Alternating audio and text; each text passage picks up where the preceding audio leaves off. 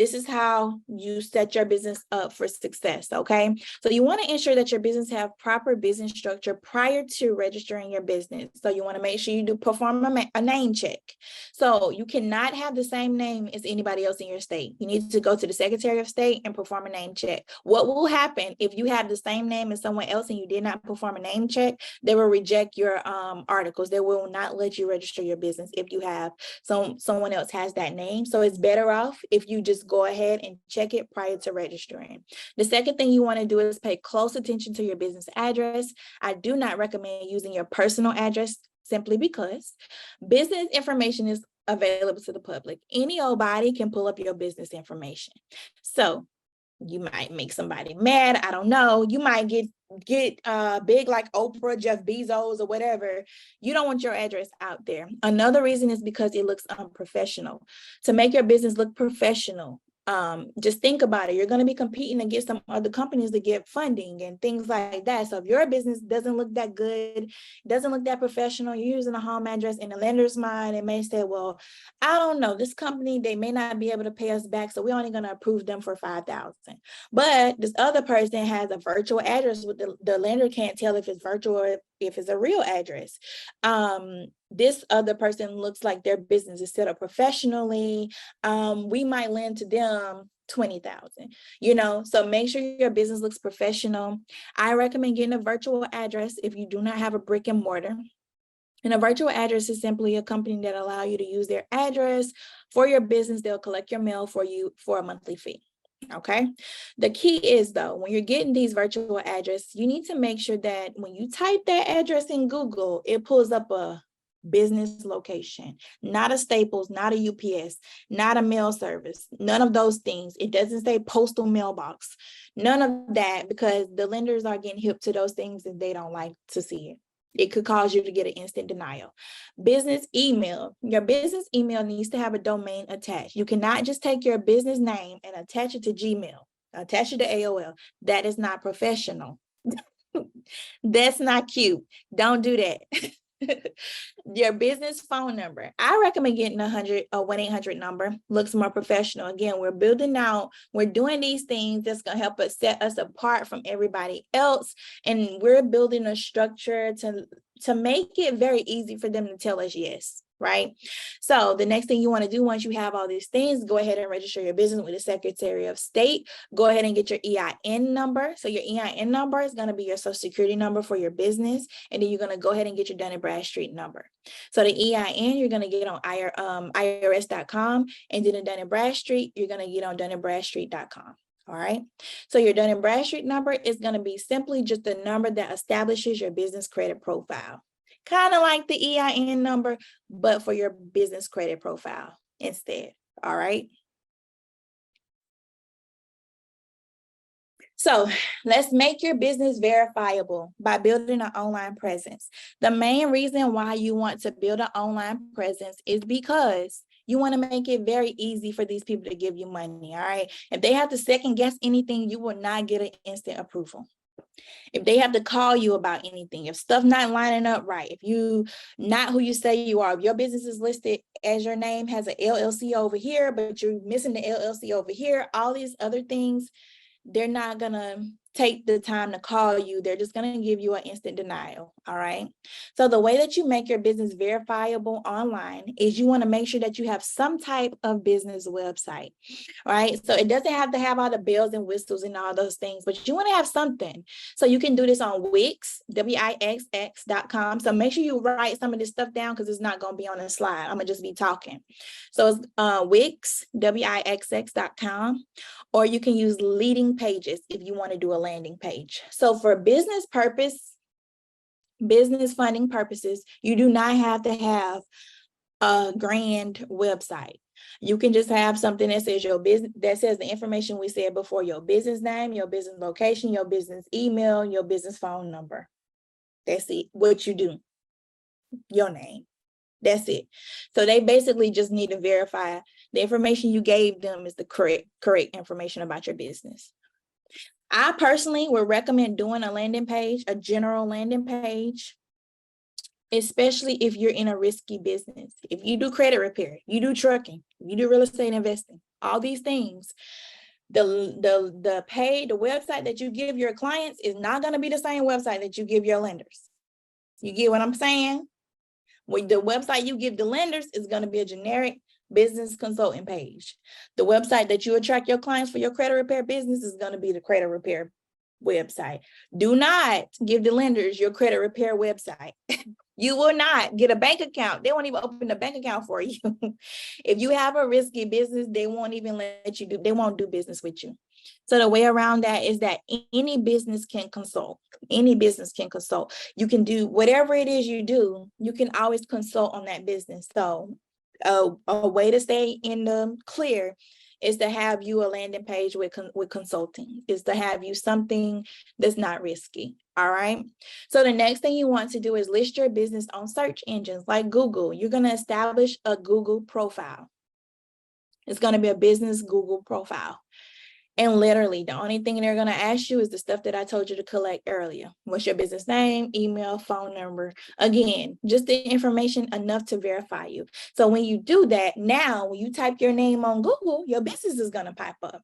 So a lot of people fail to realize that you cannot just register your business and then boom, everybody's going to know you got a business. It's not like that. You have to literally go out and tell these people you have a business. You have to go post your business everywhere just so people can find you. So Google is one of them. List yourself is one of them. Bing Places is another one of them. Okay. The next thing is going to be list your business in directories. So you want to do an SEO listing. It's going to be listyourself.net. So if you don't have that, it's listyourself.net. And what you want to do when you get on that website, you don't want to do the free one. You want to do a national database listing. Okay, it's going to be $5 a month. Go ahead and chop it up. This is $5 a month. You're going to have to do that. All right. So you are doing that because you want them to put it's certain directories that certain lenders will use to make sure that you're legitimate. Okay. A lot of people who got these backdoor businesses don't know about the SEO listing. And that's how they start to separate you and try to like determine, like they want to make it very hard for you to get their money. I don't know why. They want to make it very hard. So you want to make sure you check all the boxes prior to applying. So it's going to be very easy for them to lend to you, okay? Next, you want to get a business bank account.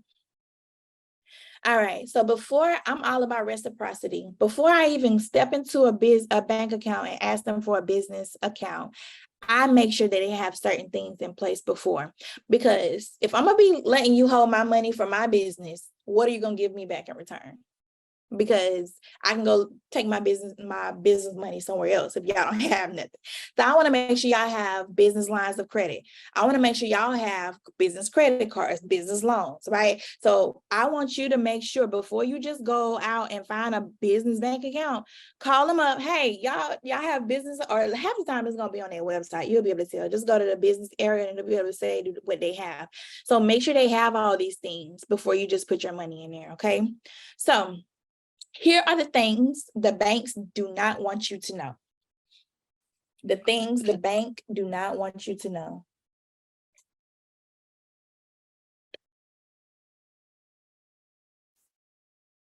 All right. So banks will not lend to you if you have risky words in your business or if you have a risky NAICS code. So a NAICS code is basically the code that they use to categorize your business. So like if you're like, you know how when you are going to college and you're deciding what you want your major to be, nursing, accounting, all these things that you have to decide, that's basically what your NAICS code is. It puts you in a category, your business in a category. That's all it does, right? And so you can kind of see the high risk ones. So this is it's going to be anything with like credit, financial, investing, anything that in your mind, if you think is going to be a risk for you to do, then that's something that you want to leave the name out of your business. Okay. So taxes, things like that. And if you're ever questionable, just check their list. They have some of them on here, but they'll have a few on their website. It's the NAICS Association. They'll tell you all of the ones who are high risk. And so I'm not saying that you can't do these businesses. I'm saying don't put them in your name. Don't say Brittany's Credit Repair. I'm saying that you need to list your business on the consulting. And the website that you get your clients from does not need to be the same website that you give the banks and the lenders. That's all I'm saying. You can do a credit repair business, but that website needs to say business consulting. Y'all getting what I'm putting down? Okay, good. All right, and so a general NAICS code or a business that you can use is right here. The NAICS code is going to be 54161. So when you call and ask, the bank is going to ask you, what type of business do you have? You do not want to say, I do credit repair. You want to say, I consult business owners on how to grow and scale their businesses. Something general. I consult business owners on how to start new businesses.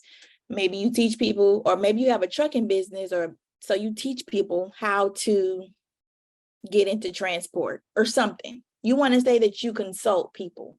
You don't want to say that you are the person doing the thing. Okay. All right. So you also never want to say that you are the owner of the business, because this gives you too much financial responsibility for the business. You always want to say that you're the president instead. Okay. Because then in their mind, they're thinking, all right, now, if she the owner of the business, if the funk hit the fan, then all the financial responsibility is on her. So you want to make sure that you're the president, which if you're a single member LLC, you all the jobs anyway. So you the president, the CEO, the treasurer, all that. That's you. And last but not least, your information needs to be correct and the same across the board. So when you register your business with the Secretary of State, they gave you something like the Articles of Incorporation. When you filled out your Dun & Bradstreet profile, they have a profile on there that's public that people can see. When you went to the IRS and got your EIN letter, they have the EIN letter. So you want to pull out all of those things and make sure all of that information matches. Make sure the addresses are the same. Make sure the phone numbers are the same. Make sure all that stuff. You think it's time consuming, it's tedious, but I will tell you, they do check that stuff. They do check, and if anything is inconsistent, it could cause you to have a denial. So you could be up here with your everything else in order, but just because you had something off, then they'll give you a denial.